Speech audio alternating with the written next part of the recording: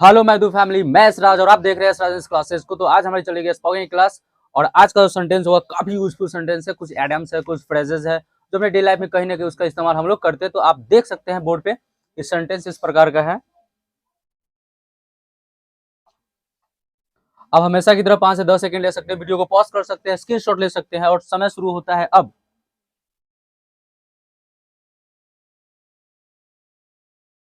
I think इतना समय काफी होता है स्क्रीनशॉट लेने के लिए। तो अपने बच्चों के से हम कंफर्म करना चाहेंगे, are you ready for spoken? और आप लोग भी रेडी हो जाएं और हमारे साथ स्पोकन का कुछ सेंटेंस सीखें जो इस प्रकार से हैं। तो आज का जो हमारा पहला सेंटेंस है, अक्सर हम लोग इस्तेमाल कहावतें में बोलते हैं ना कि नाम लिया और शैतान हाजिर है ना। नाम लिया और शैतान हाजिर मतलब अगर इस टाइप का सेंटेंस बोलना है तो उसको इंग्लिश में आप बोलोगे speak of the devil and the devil is here. क्या बोलेंगे? चलिए, अगर ऐसा नहीं होता है तो दो पार्ट कर लीजिए।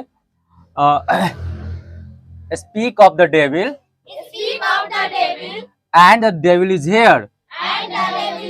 फिर से थोड़ा सा लाउडली बोलिएगा, speak of the devil and the devil is here. Speak of the devil and the devil is here. अब ट्राई कीजिए कि इसको एक बार में बोलने का, ठीक है? Speak of the devil and the devil is here. Devil is here. फिर से once more, speak of the devil and the devil is here. Very good. चलिए, कोशिश हमारा कामयाब हुआ ना।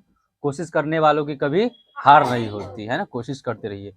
बुरा मत मानो, मैं मजाक कर रहा था। बोलते हैं ना, अरे भाई बुरा मत मानो, मैं मजाक कर रहा था, मैं मजाक कर रही थी, ठीक है?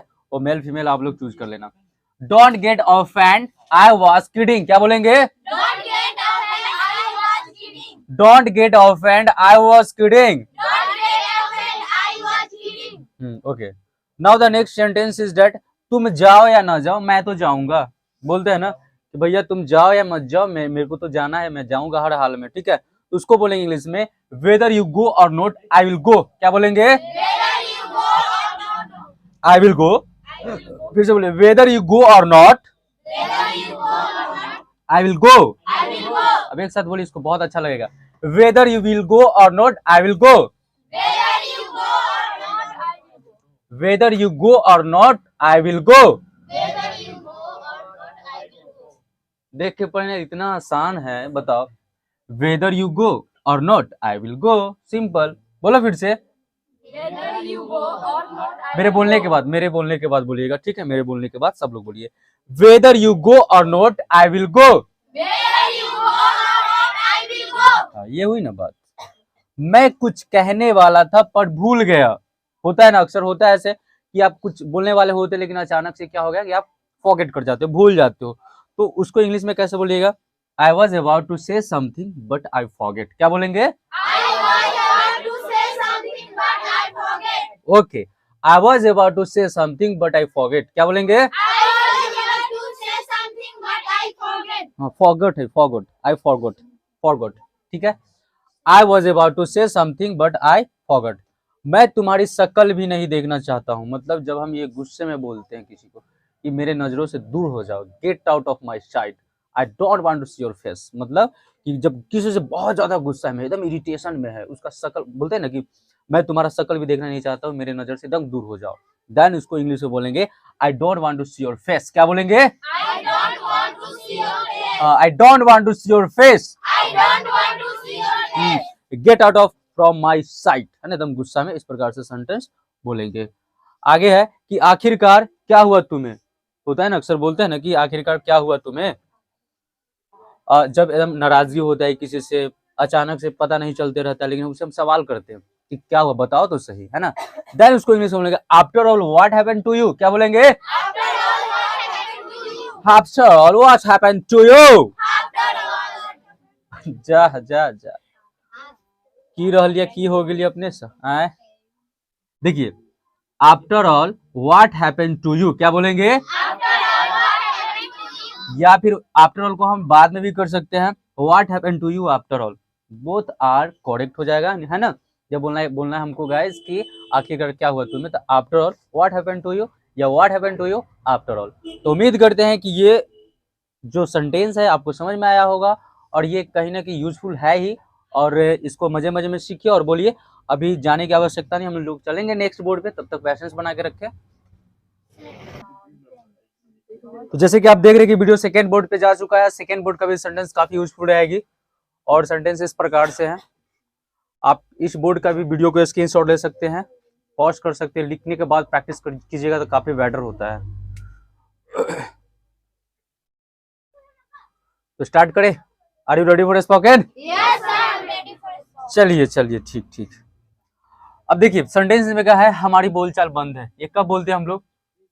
जब किसी से फाइट हो रखा होता है या बहसा वैसी हो रखा होता है तो बोलते हैं कि हमारी बोलचाल से बंद है। या कोई आपका कोई फ्रेंड में झगड़ा हो रखा है तो कोई बोला कि भाई उसको बोल देना, तो बोलते ना भाई हम ना बोल सकते, हमारी बोलचाल क्या है, बंद है।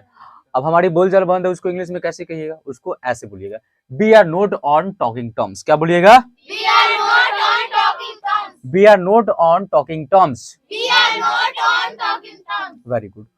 उससे पूछने का कोई फायदा नहीं है ना, वो समझेगा ही नहीं, बताएगा ही नहीं, तो बोलते हैं ना कि भाई कोई फायदा ही नहीं है उससे पूछने का। देन उसको इंग्लिश में बोलेंगे it's no use of asking him या हर। क्या बोलेंगे? It's no use of asking him या her. फिर से, it's no use of asking him या her. It's no use of asking him या her. यूज ऑफ का मतलब क्या होता है कि फायदा, कोई बेनिफिट नहीं है। ठीक है।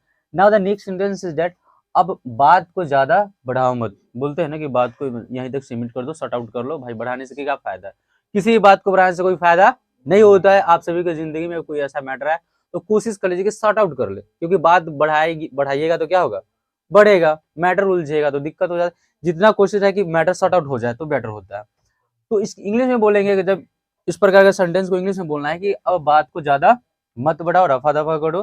बोलेंगे don't stress the matter further. क्या बोलेंगे? Don't stress the matter further. Further है, फुर्दर नहीं पढ़ना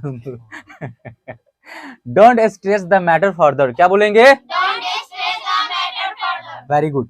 तुम इससे बच नहीं सकते हो। अक्सर हम लोग बोलते हैं ना तुम इससे बच नहीं सकते हो। जैसे कि अभी ठंड के मौसम है ना, ठंड का मौसम है तो कोई ऐसा है इंसान आई एम द स्ट्रॉन्ग, मुझे कुछ नहीं हो सकता है। भैया ठंड से कोई नहीं बच सकता है ना।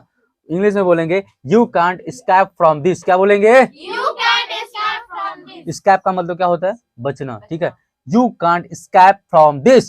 You can't escape from this. जैसे अगर मान लो कि आज हमको पीटने का मन करेगा तो आप हम लोग मेरे से बच नहीं सकते आप सब ना। क्या बोल सकते हैं? You can't escape from me. यहाँ पे क्या हो जाएगा? मी, मेरे से आप लोग नहीं बच सकते हैं, है ना। अगर आप अच्छे से तैयारी करके आए होंगे तो नहीं पिटाइएगा, अगर नहीं आएंगे तो पिटाइएगा। हम लोग इससे बच नहीं सकते। इसको कमेंट सेक्शन में कमेंट करना है और ऑफलाइन वाले बच्चे आप सबको क्या करना है, अपने कॉपी में बना के लाना है। तो उम्मीद करते हैं कि ये वीडियो कहीं ना कहीं यूजफुल रहा होगा और यहाँ से कुछ ना कुछ आप सीखे होंगे। थोड़ा बहुत भी मेरे वीडियो देख सीखते होंगे तो ये मेरे लिए बहुत ही प्राउड की बात होती होगी है। और फिर मिलेंगे हम लोग नेक्स्ट वीडियो में फिर नया सेशन के साथ।